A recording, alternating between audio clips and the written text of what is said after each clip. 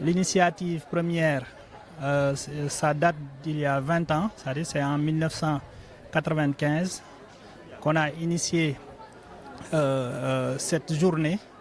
Et c'est la Fédération internationale des donneurs de sang qui a initié cette journée.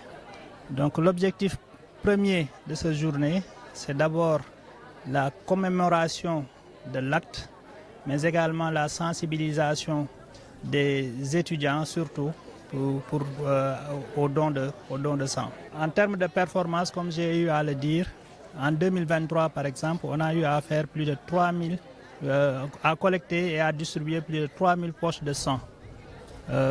Mais il y a toujours un gap par rapport à la distribution des poches parce qu'il y a de temps en temps, on est confronté à des difficultés de disponibilité de poches.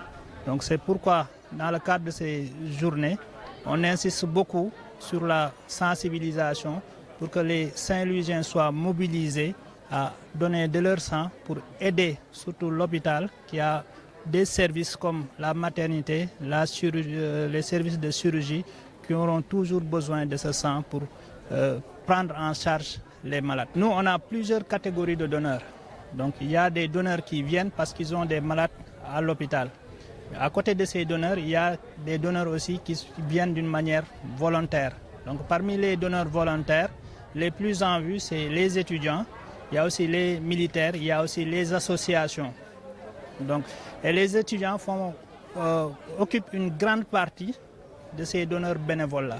Donc, c'est la raison pour laquelle nous avons tenu à rendre un vibrant hommage à ces étudiants-là et à sensibiliser aussi ces étudiants pour apporter plus d'impact par rapport au don de sang. C'est vraiment une action de haute portée, puisque le sang, malheureusement, ne peut pas être remplacé.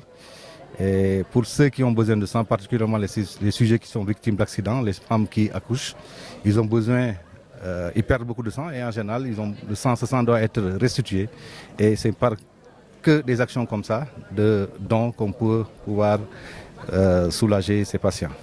Donc malheureusement, on note beaucoup de pénuries dans nos structures hospitalières du fait de la demande très très élevée liée aux nombreux accidents de la circulation, mais également aux nombreuses femmes qui, lors des accouchements, ont des hémorragies qui entraînent une perte importante de sang.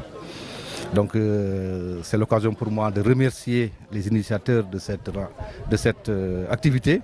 En premier, le laboratoire régional de Saint-Louis, à sa tête le professeur Sanembolo et également le docteur Diakhaby ici présent.